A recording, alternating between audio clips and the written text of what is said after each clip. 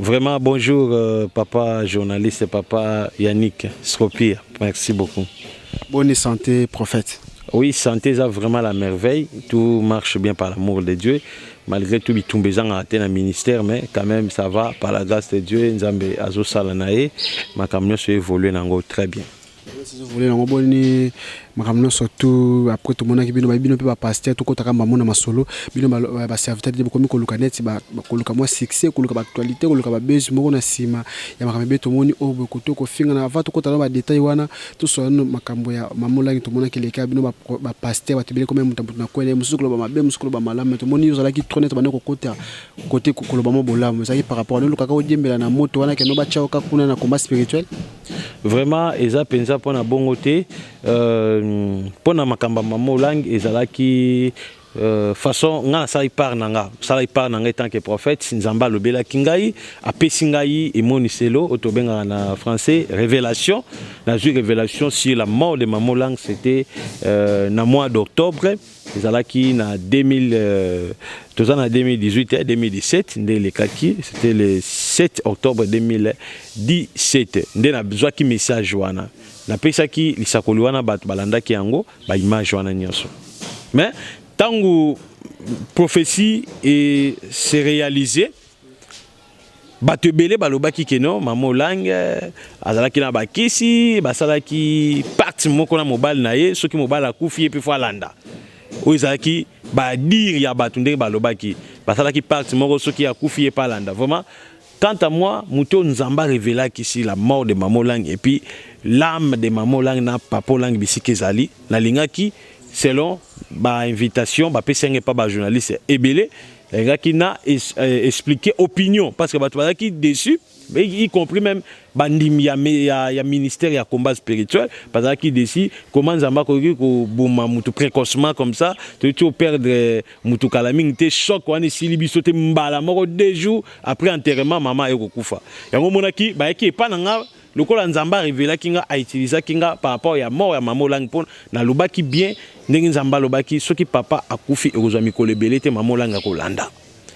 Nzamba yebisinga pourquoi a Mamo Lang akolanda parce que mission na bango esili esengeli ba keno pema po ba travailler trop na musala na ye yango monaki esengela kina kende na média lisusu na expliquer opinion selon ba dire ya batu ndenge ba banda koloba. Donc nazala kite ke na diembela nsimane na utiliser moto na ye no mutu na mutu ana grâce na ye mutu na mutu ane loko Nzamba pesi mais ngai na lobaki take musakoli na lobaki etake musala na expliquer opinion ndenge batu bayaki ko lukanga yango na lukaki na ye bako yebisa batu po batu ebele pe ya ministère de combat spirituel bazala ki vraiment béni na message wana batu balanda ba message wana kala ba ba finga kinga ta na lobaki sur la mort de Mama Olangi Nzamba lobi ke kala mingi te pazo ke ne kopema na repo batu ba finga ki ba lobaki mais pour le moment ba komi kopesa Nzambe merci que Nzambe aza vraiment ko utiliser prophète na Congo.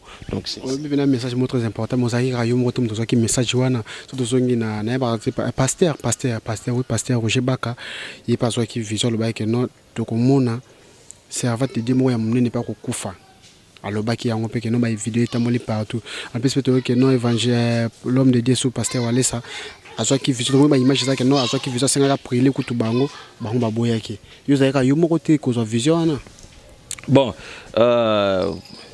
kozwa vision wana d'abord nakoki ko nier ba vision ya bandeko wana te bazwaki ba frère wana mibale te nakoki ko nier vision na bango te mais vision yo se singeli ba memango na parole. Vous comprenez na époque ya Moïse babanda ko mema vision na pectorat ba no bengango lirim etinum ezaki na 12 pierres ceux qui obandi ko rencontrer vision na yo esengeli ba pierre wana pesa mwinda na yango so pesi mwinda na yango ça veut dire vision na yo ezali malamu. Bible lobby bo mépriser ba vision te ba prophétie te mais bo examiner. Vous comprenez si ko tangu bango bazui message ngeti ndeko tanga kombo azui message binzambe azoboma mwana mwasi mokwa servante de Dieu mo munene servante de Dieu moko ya munene azoboma ye vision azoki ngo na aneni nini il faut ko yeba azoko na aneni. Vous comprenez mais ngai ezalaki na 2017 ataku tu solo kutu teke mutako ndima ke non Mama Lang aza maladif aza na choc na mutema. Comprenez ngai ezalaki na 2010 nde Nzamba lobaki si la mort 2017 plutôt 2017 sur la mort de Maman Olangi. Zamba lobaki. Internet ezali bisika moko mutu nyonso atalaka yango. Peut-être que tombe bien aimé wana atalaki na yango. Pona yebi ka atalaki yango. Vous comprenez? Yembelika na prophétie. Yembelika na prophétie wana alobi bon, ngape nzamba lobi ke azo frapper. A interpréter ngo mabe parce que ba bien aimé wana baza ba expert na internet. Biso ko tolala bango balala de butu nyonso batala ba internet. Vous comprenez? D'abord, nakoboya d'abord prophétie wana. Pourquoi? C'est parce que objectif ya prophétie wana izamabe. Tant que le bik nzamba lobi azobo ma servante moko munene. Oh, la Bible dit Zambe asepelaka na liwa bato masumu te. Soki Maman Olangi azaki mutu masumu, azaki mutu moko boye, atambolaki mabe, azaki mutu abakisi. Vous comprenez? Comment Nzambe aya kotinda yo soki no nazoboma mosali na ngai ou bien mosali ya satana nazoboma ye kala mingi te. Et puis tant mutu wana kufi oleki na ba internet bandi oloba Nzamba lobaki abomi e kala mingi te azoboma ba pasteur mususu. Non. Nzambe azali Nzambe oyo ya mawa. Vous comprenez? Au moment des prophéties, ils ont déjà mabé, ils ont monté, ils ont illusion. Parce que dans le moi je suis prophète. Dans le monde prophétique, toyebi tozana ba intuition mentale ezalaka. Intuition mentale ezali o mutu azoko sala réflexion. C'est yangabi mon ndenge ezaboy lokola oya uti ko kufa kala mingi te wana pa kolanda parce que choc wana zango na mutema ko supporter te akolanda parce que ça d'abord mukolo so totali age Maman Olangi za mukolo ba 67 ans zomona atoza choc makasi mobali na kibolengi atokufa intuition mentale ko beta abeti intuition mentale raisonner réflexion mo makasi habité yepe caractère zo sanini azokende.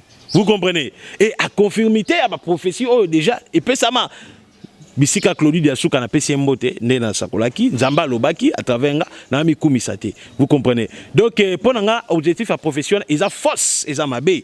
Vous comprenez? Et puis pour bon dimake eza fausse prophétie. Après ça ba pasteur rebelle eza mazobo mabango azobo ba pasteur belé abomba politicien belé. Vous comprenez? Lui pense que koboma Nzambe koboma mutunde eza punition. Non. Mais il est pas kufa, n'a pas kufa. Ce qui est sozo mais la biso juste to sa nini, to kufa. Punition Nzambe za liwate. Yango moni Bible lobi alingaka te.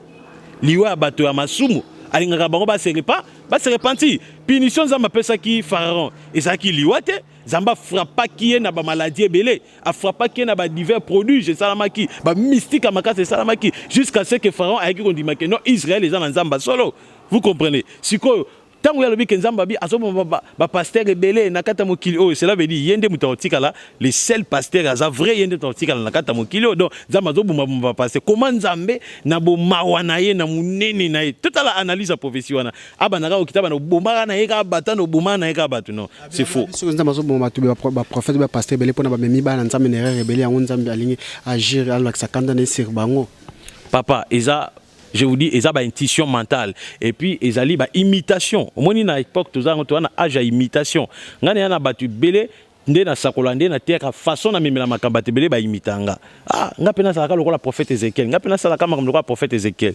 Vous comprenez? Donc, nga pona ngai na lobake ezali fausse. Tango ya lobi kino bazo mema bana Nzambe belé na libungi. Mais il faut ba faux prophète ba bima na mokili. Oyo ezali inécriture et sengeli s'accomplit. Bible lobi na Matthieu 24 que ba faux prophète sengeli ba bima. Zamba biteke tant ba robima sengala boma bangote et sengeli eza logique sengeli ba faux prophète babima et puis Bible ba ko séduit batu ebele. Vous comprenez?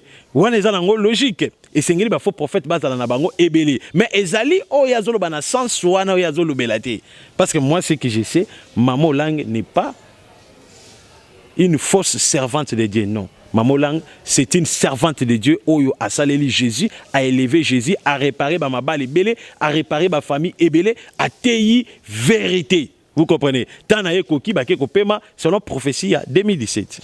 Mais prophète Ézéchiel, est-ce que ce que vous avez ou bien tu peux exemple ou bien vrai pasteur ou bien vrai serviteur de Dieu moninga sala na mulube ou lo ba on ba TV ba medio le kapoto ka ba miso ba faire gege bima maka mebele bele bima par rapport à ce que lobano mais ngai na loba vraiment eza manière mo mabe yeso lobi na mokanda na Matthieu chapitre 13 abi soki omoni ndeko na yo asali mabe vous comprenez que nous comme en coulisses yebisaye vous comprenez ça beaucoup ya en coulisses te papa mais ça Nzambe n'importe quel passé, à moins que vous avez peut-être des mots, hein, mais n'importe quel passé, oh, azana esprit en zambe. Ce qui balobi que prophète moko azoluko, même azana mutukate, même azana mutuka, mais balobi prophète moko azoluka yo, azana message ainsi parle l'Éternel pour nayo, ndekonanga.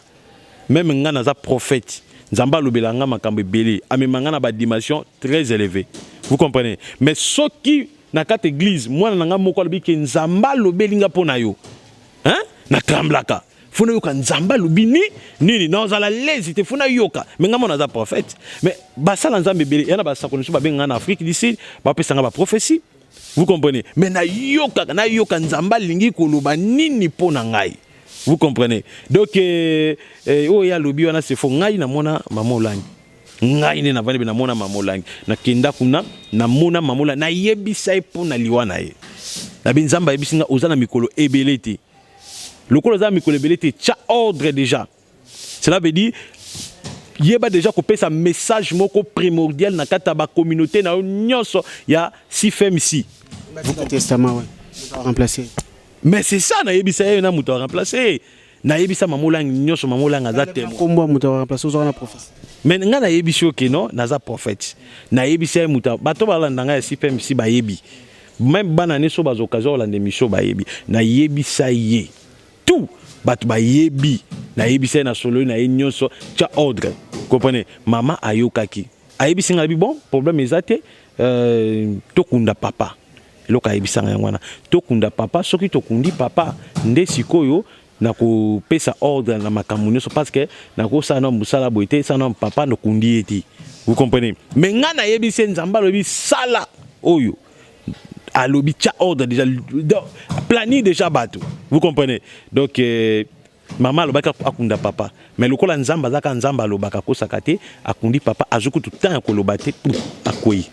Vous comprenez? Donc nakutanaki na indengeni est-ce que na sala ki mécanisme belé mais na monier na sololi na ye na pesi prophétie na ye. Donc ceux qui bande ko wana bazolo ba ke no moya kokutana bango zate moya ezali single audience kutana na bango serviteur de Dieu bango ya baba ninga na bango bazali to belé kutu bazali ke no pas téléphone à répondre à ta problème. Mais même ceux qui prophète ou bien pasteur on a répondre te il y a déjà l'organisation ba secrétaire bazali ba que son secrétaire déjà yoke loko wana ata oyebi ke non na yamba prophète on a été mais oyoka ke non prophète moko ba akutani na yote mais akutani na secrétaire oluka ko yeba secrétaire qu'est-ce qui se passe et loko nini mutu wana yoko yebisa yo oyeba déjà information. Vous comprenez? Même ata biso nga naza musala nzambe batu bayaka ebeli ko luka prophète Ézéchiel. Vous comprenez? Et là biso bayaka ote na kutana prophète na makamo très important mais naza fatigué. Na si secrétaire n'habite na yambete kende ko yoka e nini problème nini ba ke ba yoke après na bengi baloba kinini te balobi c'est important bo benga e.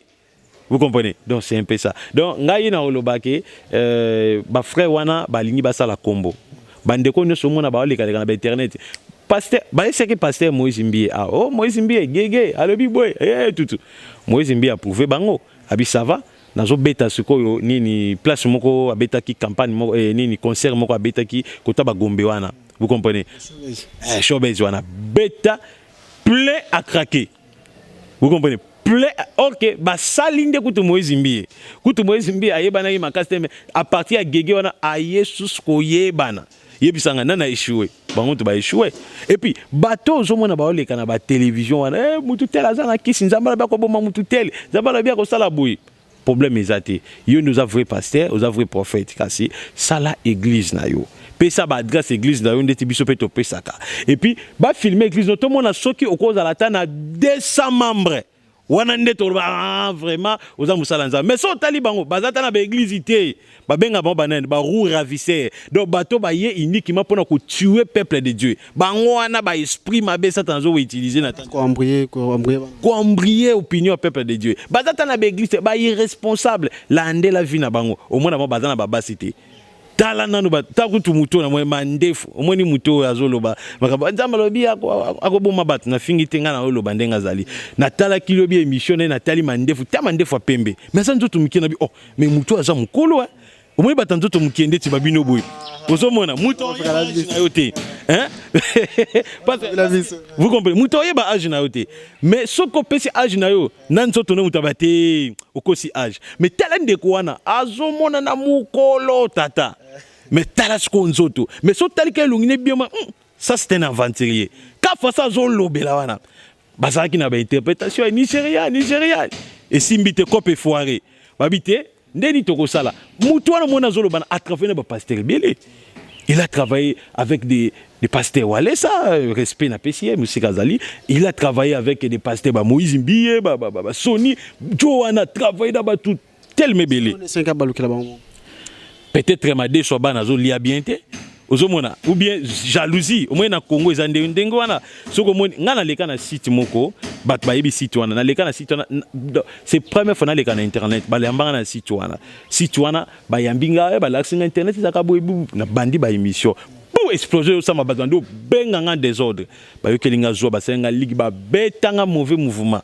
Na internet bat ba yebi image na lelo eza prophète amuta ba kisa amutu moko ya bokoko boyebubu OK nga naza na ngande ngwana te ezaki zu aba moni kendo nazo bebisa image ba salir émission nanga ba salir personnalité nanga taka muta benga bi ke prophète Ezekiel mona mwasi na kotanga kombona te albi prophète Ezekiel ngai na ko bebisa influence na yo ata mutu moko te libanda ko benga yo mutu moko te libanda nde kwa zolanda na poto abenga ngate ako bengote tala mutema mabe so ko leki na site nyoso yo ko leka amwe ko leka na site na biso kaka koto ko leka ngana ko landa yo et puis to yebi ndeko na landa na ba site bele na leka na ba Congo pour moi landa na leka na ba Claudie de Souka landa comprenez lelo na sali site na ngai mais pas na peut-être au landa te pour akokate vous comprenez donc c'est un peu ça donc ils a mutema mabe ndezotinda ba bien aimé wana ba moni ba pasteur o ba banda na ba évoluer te lokola bino biso to évoluer te ale bino boza batu ya kisi allez ba koti bandenge makambo tout na landi prophète moko awa na site mona otanga kombote mais pona kotombola ye na otanga kombote prophète wana azo condamner ndenge nini batu bayaki na ibemba mamola balataki batalite balati ba moni ba blamba sacerdoto bangisa ke batu pe bangisa ba mona comme ote bakolata babiloko wana te c'est que mamola ngaza muta kabali juif boy mama comment tokoki komatisa satana tina niveau oyo et comme tina bibembe beaucoup comme ça kaka satana ote bato bayaki babata bakisi ye bana nzambe non papa totika évangile ya kobangisa bato. Nous ne sommes pas dans les temps. Il y a certaines mission que banque sabatouté. Il y a certaines mission toté abatuba bongo la mutema. Ola taka tuna baby tika tuna baby. Ochaka mesh na mutu tika mesh. Ola taka pantalon yeso alobi moi sur la ta pantalon c'est une abomination. Deutéronome chapitre 22 verset 5. Oza ba rouge à lèvres tobola matoyi. Yebisa batuba tika masumu masturbation tika avortement tika rapport sexuel avant mariage. C'est ça les messages. Message ezate que non wana ezate message ezate que non so muta che sini boy ndoki so muta sini ndoki mais azobi se mutu che sini boy ndoki mais au moins na mutu azo bangisa kuta ote ya bato wana vérité te bato bazaka na kindumba bato wana kana nina boy oso comprendre donc c'est un peu ça en tout cas prophète Ezekiel to continue toujours mais pour tout kangana no close wana to singa pe image no to ko sexa mutu na église par rapport à synthèse moi le première partie émission au conseil au pesa ndeko wana so talo na minute vraiment consigne d'abord na pesa conseil na pesa vraiment d'abord frère wana lingaka mingi moi tanga bando ça ba interprétation na ya ba film à Nigeria vraiment ezaka bien en noté abiso autrement vraiment c'est un frère qui parle bien jusqu'à présent na lingaka mingi mais conseil na pesa vraiment à Lukanzambe bien Nzamba révélé bien à tout Nzambe mission au tindanga na mokili ezani mission de 1 de 2 aïe Nzambe Nzamba c'est signe confirmatif ya mission naï parce que Moïse ava banda azwa ki signe confirmatif ya mission naï c'était la colonne de feu et après aïe Nzambe siko na lingi na za la concentrer na mission mais ezate que oyo azo sala wana zo bangsaka bana Nzambe et puis ndetolo ba bana Nzambe belé ba comprendre bango nyonso génération na bango nyonso ba moni ki baza ba aventurier ngana ba pelle misu bato ba yambo ba benganga prophète omoni frère wana lobaka wa telemaka Moïse Mbiye wa telemaka ba pasteur frère wana aventurier et tala boye na tindela ki mbongo boy mais toleki na ba internet était to lobango mais il y a des preuves bato ba benga biso ba frère bazo escroquer bato ba mbongo mais to lobango na internet c'était comprenez na pesa ka conseil penza atikelo kazo sala assemblée Nzambe batali ces missions les anini asa la mission soit à fond l'église abandoté à peuple de Dieu bakamuna yo wana zote yango na quatre église oublier à se distraire na ba distraction ko bangsaka bato ate ya peuple de Dieu balanda biso na poto bato vivre na kindumba ibele bato ba longola ba zemi basi na ba pantolo ba kola ba jipa mikuse ate ya bato batika ba biloko wana nde sikoyo musala Nzamba tindeni na mokinde ozala parfait. Merci beaucoup. On a vu qui message à prophète Ézéchiel à PC. Mais pour tout côté, dans la deuxième partie, mais surtout sur la par rapport au ministère, il y a prophète Ézéchiel à PC. Merci à Rifé Kisombe, merci à Papi Kelly, merci à Bella Dinganga et Mimawetu, merci à Toto Diafo Bokofo, mais c'est mère de l'Azota la Bisso à partir à Paris, merci à Tantine Nathalie Mundeke, merci à Tantine Mado Mundeke, et puis merci à Elise Matondo Maman la Grâce, merci à Nono Makangila, merci à Mouvé Kwamisha Kaugalang Lord Babi, déjà dans ma béine qui a la trotte après l'émission de Koutane, déjà dans les bons Kowabi, monté ma bijou tête dans Londres, wana merci. Mais tout à nos images au prophète Ézéchiel a tout que c'est que ça me tose après tout solo là. Jésus, touche là. Il y a l'onction dans son corps. Et parfois ils ont l'onction. L'onction. Et parfois dans ses jambes. C'est qu'elle sentait là son onction.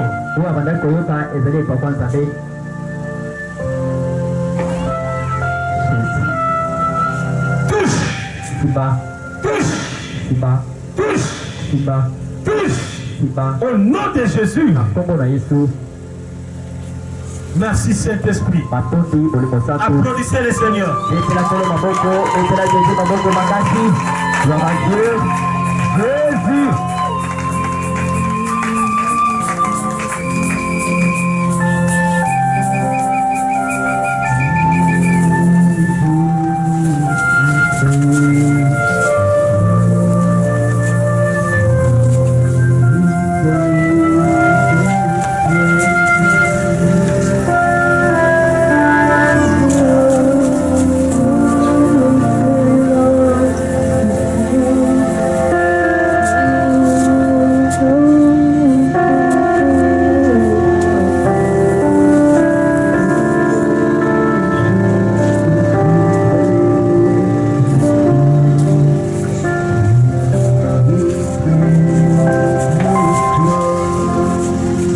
Là.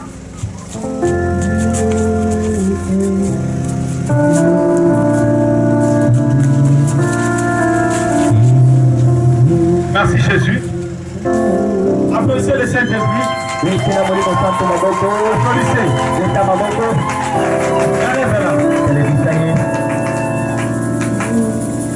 Ainsi dit le Seigneur. Tu l'as eu ce que tu es venu chercher dans cet endroit. Sois dans la paix, ma fille. Alléluia. Esprit naye ezonga. Na commandé na ange. Zongi saye. Zongi saye. Zongi saye. Bomoto naye zonga. Zoto naye ezonga. Bassin sens naye ezonga. Esprit naye ezonga. Bomoto naye ezonga. Na kombo ya Jésus. Na kombo ya Jésus. Zongi saye. Zongi saye. Yaka. Yaka. Lancez. Comment les nani?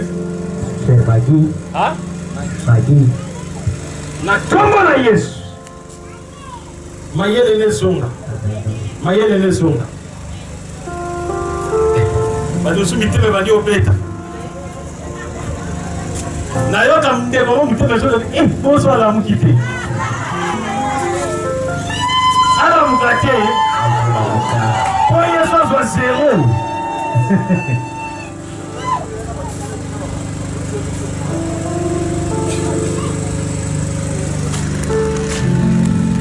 C'est Magi la muka. Na kombo na Yesu la muka.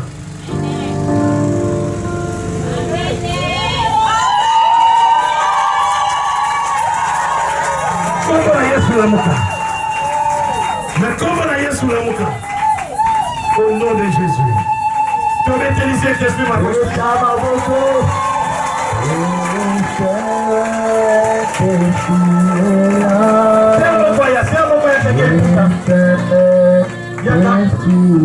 Oui, tu as la image de mon prophète Ézéchiel n'a pas été c'est que ça m'a tombé mon coup fait qu'il a mais prophète Ézéchiel expliqué nos biso na bandu baotala yona poto moto na seku za kindenge ni ndenge makamuleki na vraiment mwana mwasi wana ndenga yaki wana yaki vivante bomoni et puis ayaki kokwea tant na sambeli pona ye na bondeli pona ye molimo na bima et puis tant na sambeli akoyi et puis ayaki kokufa bomoni papa Simon Lukunga na pesi mbota za munganga azaka médecin atsali ba test nyoso maboko ya mutema tout habiki prophète a molimo ekei.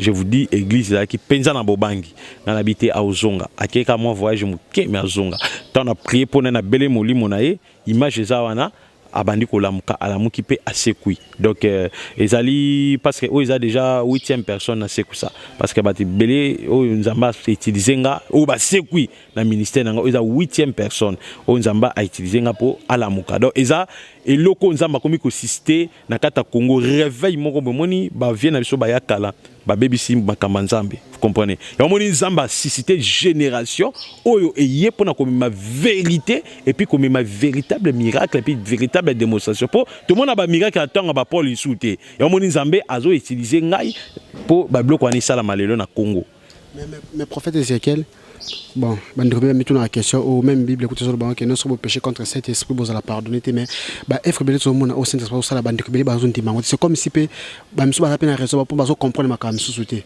bazo mona que non ba prophétie nous opesa ba kiso ba kepe même na bato basima ba kisi même makama peso bimaka ko pesa ba numéro ko pesa ba nini bo ya wanto kinde comme ça avec que non miso ba komi ko bela maboma ah bon bon ba prophétie ba démonstration nyonso wana bozomona bato bazon di maté bon c'est une promesse Jésus-Christ a lobby que tant bokoya bato belé ba kondima binote et puis bato misusu pe ba kondima bino Yesu ye moko petango yaki bato misu bandima ki était bozomona kaka 72 nde bandima ki bozomona et puis 72 wana ba yekolonga 60 et puis 12 ba yaki kotika la na Yesu donc ceux qui bato bazon di ma ba prophétie c'est parce que ceux qui bazon di ma ba miracle c'est parce que ils allaient quelque part il y en a deux volets premier volet il y en a bateau ba yali buso ba bebisa monde à prophétie ba bebisa monde à miracle ba vio ba ya na ebisio ba sala buso ba trône ba christianisme lelo mona bato belé ba sambela soute même na ba poto wana ndiko pa sana raison ko attaquer bango ki azong sabana na nzela ke no ba misu ba beli maboma makame belé to mona ba garder ka internet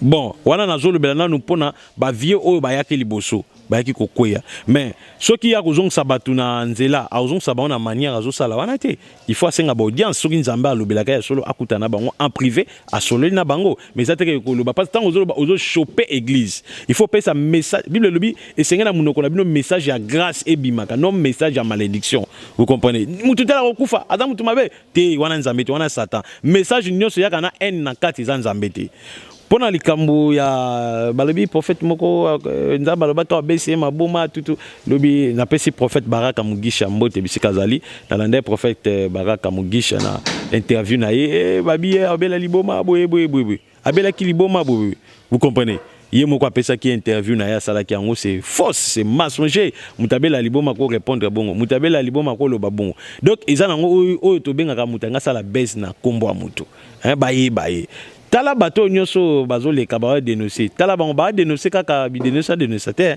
ba tala muto yo babi kaza na plaire ana succès yona il faut batuta afin que bango ba diembela na sima succès na ye do ba luka succès on a ici bango ba sala ka be église to yana ba caméra yo yena caméra filmer so mon ata 200 personnes en tout cas prophète Ézéchiel vraiment a été même comme na fara tout le monde ba misete ba weka na ba jibela ba conférence ba bino pe ba serviteur de commencer ba fara bon mais ba to ba bébé si christianisme et ça bande ko il y a ce petit procédure à reprocher so moni mutazana mabe o moni nga nazana mabe lukanga en secret yebisanga parce que on internet ba image tikalaka okokina okoloba n'importe quoi après 4 5 ans yeba ki image wana ko lando kaka vous comprenez tant ozolo babilo ko wana ozo sali ela batu belé lelo bakuma osenga ngai merci bango pesanga merci bamsu bango senga ba pardon prophète baloba mabe pona yo to landa boye mais nzamba ye ko bimina biso na ndoto ayebisi biso te balobeza mensonge tala musala nga za boye et puis na tongo comme si bo mona boye na tongo pe ba moni yango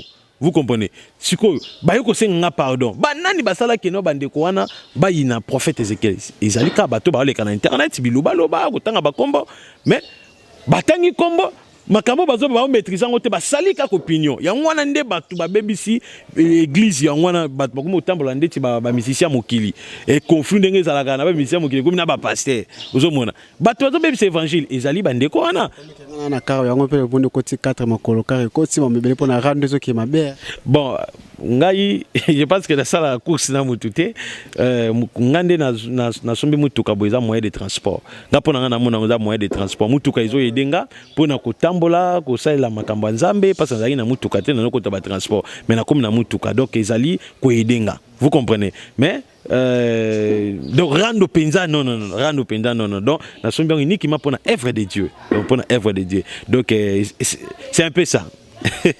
Merci à Bandeko Tubozotala Bisu Libanda, merci à Eva Chibangu, merci à Bandeko Vilanga Lokola Johnny Mundeka Totala Bisu Bandeko Bosa Ebele Bozota Tindika Bosa Bonnet toujours à Tindika numéros affichés bien Tokosola dans les bons prophètes tout ça par rapport à ministère na tout le monde que nous organisons événement awa le 20 les 4 et sur le 29 mais avant tout ça par rapport à événement tous nos spots il y a prophète tout canal message Zawana Bot. Shalom bien-aimés dans le Seigneur. Église le ministère Sentinelle organise une explosion de miracles, de prophéties et de guérisons surnaturelles pendant un mois de juillet. Du 4 juillet au 29 juillet. Chaque semaine, à l'exception du lundi, mardi et samedi. Prenez donc mercredi, jeudi, vendredi de 14h et dimanche de 8h. Notez bien. Amenez les malades, les pauvres, les sorciers, les envoûtés, car le Dieu du prophète Ézéchiel ne manque jamais au rendez-vous. Prenez nos adresses. 6 avenue Banzague numéro 5 de la commune de Mongafula, arrêt interface. Référence Cercle Mayalos. Pour tout contact, appelez-nous par 089 311 59 80. Cordial bienvenue à tous. Que le Seigneur Jésus-Christ, le Dieu du prophète Ézéchiel, l'homme de Bishima, vous bénisse.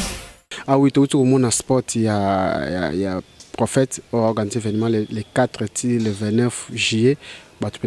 Même na pote pour benga appuyer pour prophète appuyer pour à partir quand il y a journée où il y a mes prophètes événement aux années par rapport à l'organisation.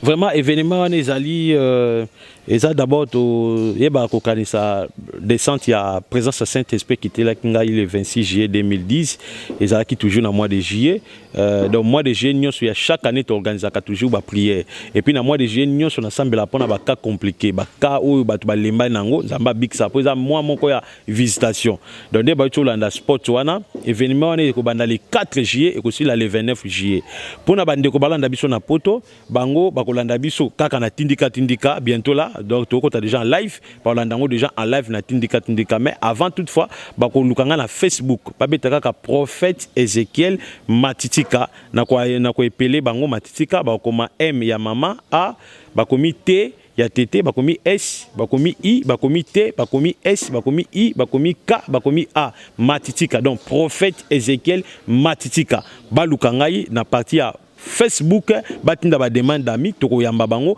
po mukolo wana ekotombe les 4 to banda les 4 na 14h ba semaine nyos to banda 14h 15h 14h 15h siko dimanche to ya à partir ya 8h to banda mercredi jeudi vendredi to no pe maka lundi mardi samedi donc mercredi jeudi vendredi na 14h tu 17h dimanche à partir ya 8h donc so déjà ba côté déjà parce que na bateau balanda biso na France toza ka décalage à 1h bango kuna so ki biso toza 14h ah bango kuna ba 15h donc bango kuna déjà à partir à 13h na bango et plutôt à partir à 15h na bango biso 14h to bandi ba fongoli ba Facebook ba Holanda biso avec tindika déjà avant nini si là avant ba prière ici là ba Holandango en live na YouTube ya tindika chaîne oyo na bango ba prière na bango bato ndeti bazana posa botinda ba requête na bango ba prière na bango nyonso numéro ya prophète Ézéchiel oyo ko lukanga na WhatsApp ozana posa ya libala ozobala te batia bututu wana pota ka ukakate ozana na blocage ya famille nyonso bobongaka te bino nyonso bozaka ndenge mo wana poto ulota kaka ozana quartier na malueta kuna na mbinze ozone na kati na se ya mai ulota ngo kaka mais uzo vivre dans state mais o vivre toujours na kati ya Congo awa ozana poto me vivre na vie ya Congo donc okobenga ka numéro prophète Ézéchiel ezali plus 243 code ya mboka 81 61 96 772 plus 243 81 61 96 772. Et ça numéro où nous na WhatsApp, na Imo, na Viber, le même numéro wana. Donc aux la requête benga tinda requête na yo. Pona bato baza na posa ba yape Congo.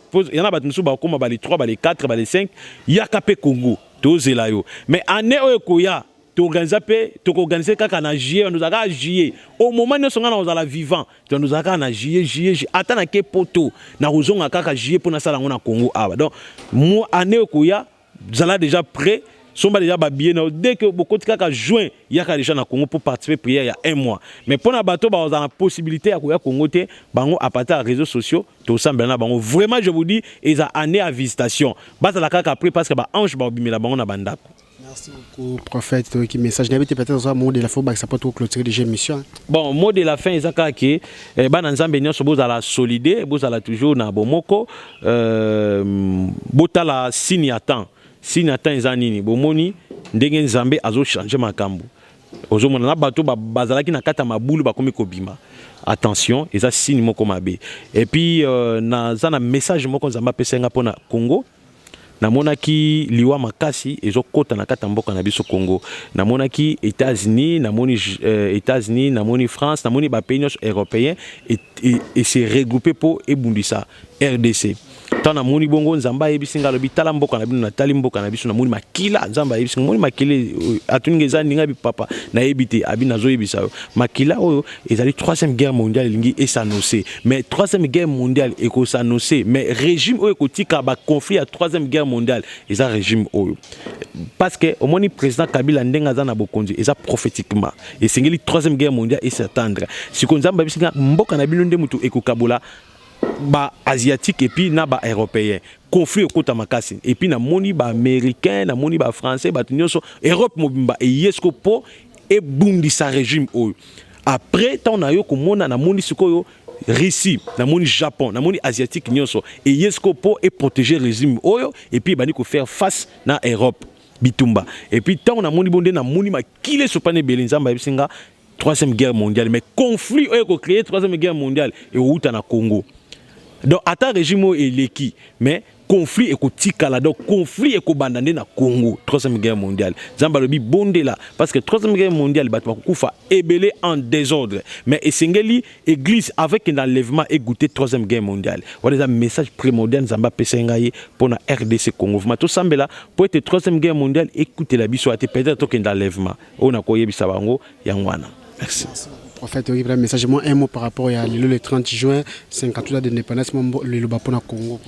Na pambolika ka Congo, indépendance ou la libération moko spirituelle aussi pour na ba chrétien ba Hollanda biso, vraiment Nzambe a pambola mboka na biso Congo ba compatriotes nyonso o bazali banda ya RDC, Nzambe pe a pambola bango. Vraiment Nzamba sunga biso na mboka oyo vraiment to pambola makambo bien efunga na kata mboka na biso. Donc na pambolika mabele Congo.